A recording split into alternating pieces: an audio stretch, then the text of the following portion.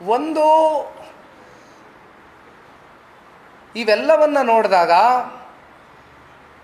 ಈ ರಾಜ್ಯ ಸರ್ಕಾರ ನಿನ್ನೆಯಿಂದ ನಡ್ಕೊಂಡಿರ್ತಕ್ಕಂಥ ರೀತಿ,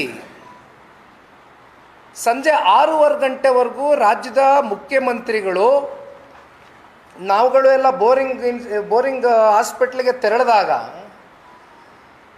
ಆಗ ಆಗಮಿಸಿದರು ರಾಜ್ಯದ ಮುಖ್ಯಮಂತ್ರಿಗಳು. ಅಲ್ಲಿವರೆಗೂ ರಾಜ್ಯದ ಮುಖ್ಯಮಂತ್ರಿಗಳು ಆ ಒಂದು 3-4 ಗಂಟೆಗಳ ಕಾಲ ಎಲ್ಲಿದ್ದರು, ನಾಪತ್ತೆ ಆಗಿದ್ರು ಅಂತಕ್ಕಂಥದ್ದು ನಮಗೆ ಗೊತ್ತಿಲ್ಲ. ಇಲ್ಲಿ ಯಾರೋ ಹೇಳ್ತಾರೆ ಜನಾರ್ದನ್ ಹೋಟ್ಲಲ್ಲಿ ಕಾಫಿ ಕುಡಿತಾ ಇದ್ರು, ತಿಂಡಿ ತಿಂತಾಯಿದ್ರು ಅಂತ. ನನಗೆ ಗೊತ್ತಿಲ್ಲ, ಐ ಡೋಂಟ್ ನೋ, ಏನೋ ಬಿಡಿ, ನಮ್ಗೆ ಗೊತ್ತಿಲ್ಲ ಅದು.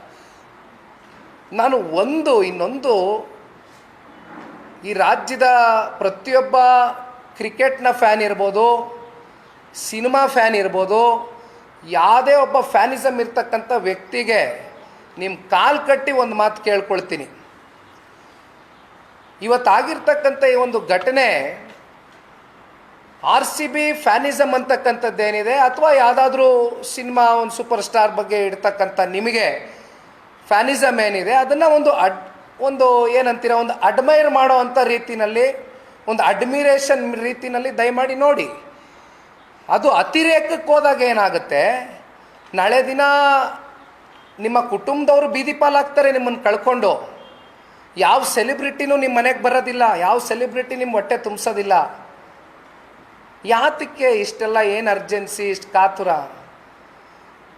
ಓಪನ್ ಮಾಡಿದ್ರೆ ಸೋಷಿಯಲ್ ಮೀಡಿಯಲ್ಲಿ ಎವ್ರಿ ಆ್ಯಂಗಲಲ್ಲಿ ನೋಡ್ಬೋದು ವಿರಾಟ್ ಕೊಹ್ಲಿನ. ಇಂಥ ಆ್ಯಂಗಲ್ ಮಿಸ್ ಆಗುತ್ತೆ ಅನ್ನೋದಿಲ್ಲ. ಹೋಗ್ಲಿ ಪಾಪ, ನೀವು ಅಲ್ಲೋಗಿ ನಿಂತರೂ ಕೂಡ ಕೊನೆ ಪಕ್ಷ ಅವರು ಹಾಕ್ಕೊಂಡಿದ್ದಂಥ T-ಶರ್ಟ್ ನಂಬರ್ ಆದರೂ ನೋಡೋಕ್ಕಾಯ್ತಾ? ಹಿಂದೆಗಡೆ ನೀವು ಅವ್ರ ಬೆನ್ನಾದರೂ ನೋಡೋಕ್ಕಾಗ್ತಾ? ಅದಕ್ಕೂ ಅರೇಂಜ್ಮೆಂಟ್ ಮಾಡಿರಲಿಲ್ಲ ಸರ್ಕಾರ. ಇನ್ನೊಂದು ನಾವು ನೆನೆಸ್ಕೋಬೇಕಾಗ್ತದೆ, ಇತ್ತೀಚೆಗೆ ಒಂದು ಘಟನೆ ನಡೀತು, ನೆನ್ನೆಯಿಂದ ನನ್ನ ತಲೆಯಲ್ಲಿತ್ತು. ತೆಲುಗು ಸಿನಿಮಾದ ಹೆಸರಾಂತ ನಟ, ಅವ್ರ ಸಿನಿಮಾ ಭಾಳ ದೊಡ್ಡ ಮಟ್ಟದಲ್ಲೂ ಪ್ರದರ್ಶನ ಆಯಿತು, ಹೈಯೆಸ್ಟ್ ಗ್ರಾಸ್ ಕಲೆಕ್ಷನ್ ಕೂಡ ಆಯಿತು, ಅದೆಲ್ರಿಗೂ ಕೂಡ ಗೊತ್ತಿದೆ. ಅವ್ರ ಸಿನಿಮಾ ಬಿಡುಗಡೆ ಆದಾಗ ಇದೇ ರೀತಿ ಒಂದು ಸ್ವಲ್ಪ ಸ್ಟ್ಯಾಂಪೇಡ್ಗಳಾಯಿತು. ಒಬ್ಬರು ಸಾವನ್ನಪ್ಪಿದ್ರು, ಒಬ್ಬರು ಕೋಮಾಗೆ ಹೋದರು, ಅದರಲ್ಲೊಬ್ಬ ಚಿಕ್ಕ ಹುಡುಗ. ಇದೇ ಕಾಂಗ್ರೆಸ್ನ ಸರ್ಕಾರದ ಪಕ್ಕದ ರಾಜ್ಯದ ಮುಖ್ಯಮಂತ್ರಿ ಏನು ಮಾಡಿದ್ರು, ಆ ಹೆಸರಾಂತ ನಟನ ಏನು ಮಾಡಿದ್ರಣ್ಣ, FIR ಹಾಕಿದ್ರು, ಅರೆಸ್ಟ್ ಮಾಡಿದರು. ಅಲ್ಲ, ಎಲ್ಲ ಮಾಡಿದರು, ಎಲ್ಲ ಆಲ್ ಪಾಸಿಬಲ್ ಪ್ರಾಸೆಸ್, ಎಲ್ಲ ಪ್ರಕ್ರಿಯೆಗಳನ್ನು ಮಾಡಿದ್ರಿ. ಅಧಿಕಾರ ಇರೋರು ಯಾರನ್ನು ಬೇಕಾದರೂ ಮಣಿಸ್ಬೋದಾ? ಅವತ್ತೆಂಗೆ ನೀವು ಆತನ ಮೇಲೆ FIR ಹಾಕಿ ಜೈಲಿಗೆ ಕಳಿಸಿ ಎಲ್ಲ ಮಜಾ ನೋಡಿದ್ರಲ್ಲ. ಇದೇ ನಿಮ್ಮ ಕಾಂಗ್ರೆಸ್ನ ಮುಖ್ಯಮಂತ್ರಿನೇ, ಪಕ್ಕದ ರಾಜ್ಯ. ಇವತ್ತ್ಯಾಕೆ 11 ಜನ ಈ ಮುಗ್ಧ ಬಾಲಕರು ಇವತ್ತೇನು ಈ ಒಂದು ಘಟನೆಯಲ್ಲಿ ಪ್ರಾಣ ಕಳ್ಕೊಂಡಿದ್ದಾರೆ, ಯಾಕೆ ಇವತ್ತು ಯಾರೂ FIR ಆಗ್ತಾ ಇಲ್ಲ? ಯಾಕೆ ಯಾರ ಮೇಲೂ FIR ಆಗ್ತಾ ಇಲ್ಲ? ಎಲ್ಲ ಮೈಗೆ ಎಣ್ಣೆ ಹಚ್ಕೊಂಡು ನಾನಲ್ಲ ನೀನಲ್ಲ, ಯಾರು ಮಾತಿಗೆ ಬರ್ತಾ ಇಲ್ಲ ಪೊಲೀಸ್ ಅಧಿಕಾರಿಗಳು. ಅಲ್ಲೊಂದು ನ್ಯಾಯ, ಇಲ್ಲೊಂದು ನ್ಯಾಯನಾ? ಅಧಿಕಾರ ನಿಮ್ಮ ಕೈಯಲ್ಲಿದ್ದರೆ ನೀವು ಯಾವ ರೀತಿ ಬೇಕಾದರೂ ದುರುಪಯೋಗ ಪಡಿಸ್ಕೊಳ್ಬೋದು. ಇದು ನಿಮ್ಮ ಉದ್ದಟತನ.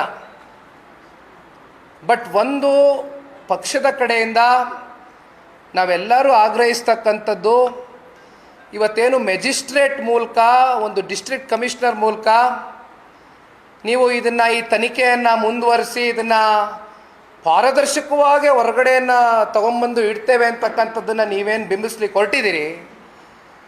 ಒಬ್ಬ ಮೆಜಿಸ್ಟ್ರೇಟು ಇವತ್ತು ಯಾರ ಅಂಗಳದಲ್ಲಿ, ಯಾರ ಡೈರೆಕ್ಷನ್ಸ್ ಮೇಲೆ ಕೆಲಸ ಮಾಡ್ತಾರೆ ಅಂತಕ್ಕಂಥದ್ದು ಇವತ್ತು ನಮ್ಮೆಲ್ರಿಗೂ ಗೊತ್ತಿರ್ತಕ್ಕಂಥ ವಿಚಾರ. ಇದಕ್ಕೇನಾದರೂ ಸೂಕ್ತವಾದಂಥ, ನಿಮ್ಮಲ್ಲೇನಾದರೂ, ನಿಮ್ಮ ಮನಸ್ಸುಗಳಲ್ಲಿ ಒಂದು ಟ್ರಾನ್ಸ್ಪರೆನ್ಸಿ ಅಂತಕ್ಕಂಥ ಒಂದು ಅರ್ಥಕ್ಕೆ ಏನಾದರೂ ನಿಮಗೆ ಮೀನಿಂಗ್ ಗೊತ್ತಿದ್ದರೆ, ಪಾರದರ್ಶಕವಾಗಿ ಏನಾದರೂ ಈ ತನಿಖೆ ಮುಂದುವರಿಬೇಕು ಅಂತಕ್ಕಂಥದ್ದಾದರೆ ದಯವಿಟ್ಟು ಇದು ನ್ಯಾಯಾಲಯಕ್ಕೆ ಒದಗಿಸ್ಬೇಕಾಗ್ತದೆ. ಯಾರಾದರೂ ನಿವೃತ್ತಿ ನ್ಯಾಯಾಧೀಶರ ಮೂಲಕ ಪಾರದರ್ಶಕವಾಗಿ ಇದು ಒಂದು ತನಿಖೆಯನ್ನು ಮುಂದುವರಿಸಿ ಇದರ ಸತ್ಯತೆ, ಇದರ ಹೊಣೆಗಾರಿಕೆ ಯಾರು ಹೊರಬೇಕಾಗ್ತದೆ, ಅಂತಿಮವಾಗಿ ನ್ಯಾಯಾಲಯದಿಂದ ನ್ಯಾಯಾಧೀಶರು ಇದನ್ನು ಅವ್ರ ಮೂಲಕ ಇದನ್ನು ಹೊರಗೆ ತೊಗೊಂಡು ಬರಬೇಕು ಅಂತಕ್ಕಂಥದ್ದನ್ನು ಪಕ್ಷದ ವತಿಯಿಂದ ನಾವೆಲ್ಲರೂ ಕೂಡ ಭಾಳ ಗಂಭೀರವಾಗಿ ಆಗ್ರಹಿಸ್ತೇವೆ. ಅತ್ಯಂತ ಗಂಭೀರವಾಗಿ ಆಗ್ರಹಿಸ್ತೇವೆ.